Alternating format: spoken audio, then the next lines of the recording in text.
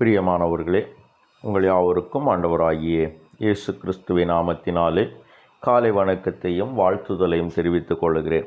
கர்த்தருடைய கிருபை நம் அனைவரோடு கூட இருப்பதாக.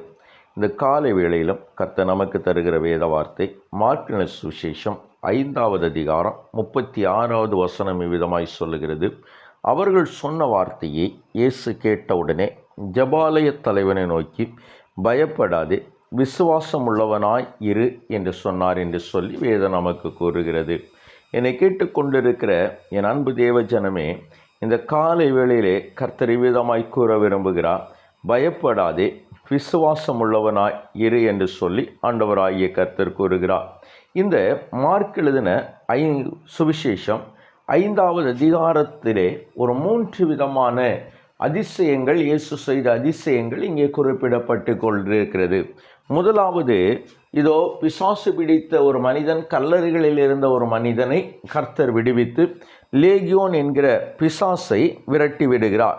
இவர் இப்படி விரட்டி விட்ட பிற்பாடு அவர் படகிலேறி மறுபடியும் கடலோரத்தில் இருந்த திரளான ஜனங்களிடத்தில் வருகிறார்.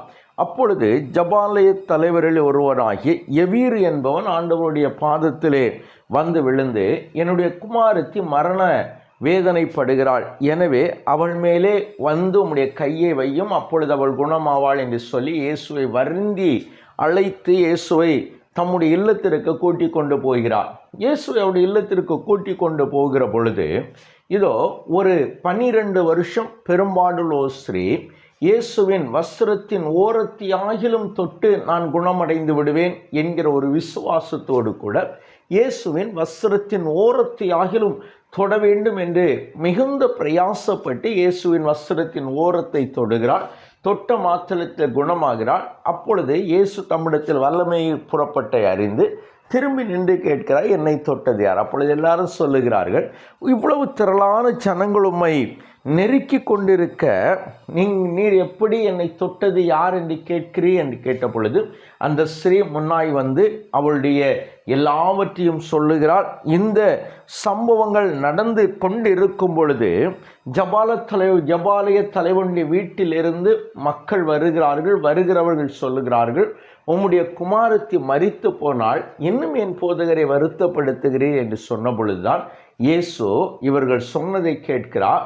ஜெபாலய தலைவன் கலங்கி போய் நிற்கிறான். அப்பொழுதுதான் இயேசு சொல்லுகிறார், பயப்படாதே, விசுவாசம் உள்ளவனாயிரு என்று சொல்லி.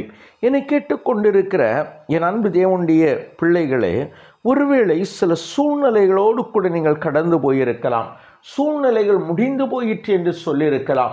இதற்கு மேல் வழியில்லை என்று சொல்லலாம். இதோ இந்த ஜெபாலய தலைவனுடைய நம்பிக்கை எல்லாம் அற்று போனதைப் போல, எந்த குமாரத்திக்காய் அவன் வேண்டினானோ அந்த குமாரத்தி மரித்து போனாள் என்கிற ஒரு செய்தியைப் போல நீங்கள் நம்பியிருந்த நம்பிக்கை, நீங்கள் விசுவாசித்திருந்த விசுவாசம் எல்லாமே அது முழுவதும் முடிந்து போனதைப் போல ஒரு காரியங்களை நீங்கள் கேட்டுக்கொண்டிருக்கலாம். இந்த காலை வேளையிலே கர்த்தர் சொல்லுகிறார், பயப்படாதே, விசுவாசம் உள்ளவனாயிரு. என்னை கேட்டுக்கொண்டிருக்கிற அன்பு தேவ ஜனமே, இந்த இயேசு அந்த ஜெபாலய தலைவனுடைய வீட்டுக்கு போகிறார். அருகிறவையும் சந்தடி செயலும் புறம்பே தள்ளுகிறார். அந்த சிறுவன் நித்திரையாய் இருக்கிறாள் என்று சொல்லுகிறார். இயேசுவை பார்த்து அத்தனை பேர் நகைத்தார்கள். ஆனால் இயேசு உள்ளே சென்று தலித்தாகுமி என்று சொல்லி, சிறுவனே எழுந்திரு என்று சொல்லி எழுப்பிவிட்ட பொழுது அந்த பெண் எழும்பிவிட்டாள். என்னை கேட்டுக்கொண்டிருக்கிற என் அன்பு தேவ ஜனமே, இதை தான் கர்த்தர் இன்றைக்கு உங்களுக்கும் செய்ய போகிறார். செத்து போனவைகள் என்று நினைக்கிற உங்களுடைய நம்பிக்கைகள், செத்து போனவைகள் என்று நினைக்கிற உங்களுடைய விசுவாசங்கள், செத்து போனது என்று நினைக்கிற சூழ்நிலைகளை அவர் இன்றைக்கு உங்களுக்கு உயிரோடு கூட எழுப்ப போகிறார். மீண்டுமாய் அவைகள் எழுப்பி நிற்கப் போகிறது. உங்களுடைய நம்பிக்கை வாழப்போகிறது. அதை இயேசு உங்களுக்காய் செய்து முடிக்கப் போகிறார். எனவே அந்த கிருபை உங்களை சூழ்ந்து கொள்ளும்படியாய், அந்த கிருபை உங்களை நிறைத்து கொள்ளும்படியாய் நாம் யாவரும் கண்களை மூடி ஜெபிக்கலாமா? எங்களை நேசிக்க நல்ல தகப்பனே, இந்த நல்ல வேளைக்காய் உமக்கு நன்றி. ஆண்டவரே, நீர் எங்கள் தெய்வம் ஆண்டவரே. செத்து போனவைகளை உயிரோடு கூட எழுப்புகிற எங்கள் நல்ல ஆண்டவரே, இன்றைக்கு உங்களுடைய பிள்ளைகளுடைய நம்பிக்கை செத்து போனதை போல இருக்கிறதா? சூழ்நிலைகள் இதற்கு மேலே இல்லை என்று சொல்லுகிறதா? சோதரம் சூழ்நிலைகளை நம்புவதற்கு ஏதுவில்லாத ஒரு நிலைகளில் வந்து நிற்கிறார்களா? என் ஆண்டவர் எவைகள் செத்து போனவைகளோ, எவைகள் சோதரம் இனி இல்லை என்று சொல்லுகிற ஒரு காரியத்தை கொடுத்து உடைய பிள்ளைகளுடைய வேதனைப்படுத்துகிறதோ, என் ஆண்டவர் அவைகள் அத்தனையும் உயிர் பெற செய்வீராக. மகிமைப்படுத்தும் ஆண்டவரே, தம்முடைய பிள்ளைகள் மீண்டுமா எழுமி நிற்கிற கிருபையை கொடு. ஜபாலய தலைவனுக்கு செய்த அற்புதத்தை போல தம்முடைய பிள்ளைகளுக்கும் செய்யும். இயேசுவின் நாமத்தில் ஜெபிக்கிறோம் எங்கள் ஜீவனுள்ள நல்ல பிதாவே. ஆமேன், ஆமேன், ஆமேன்.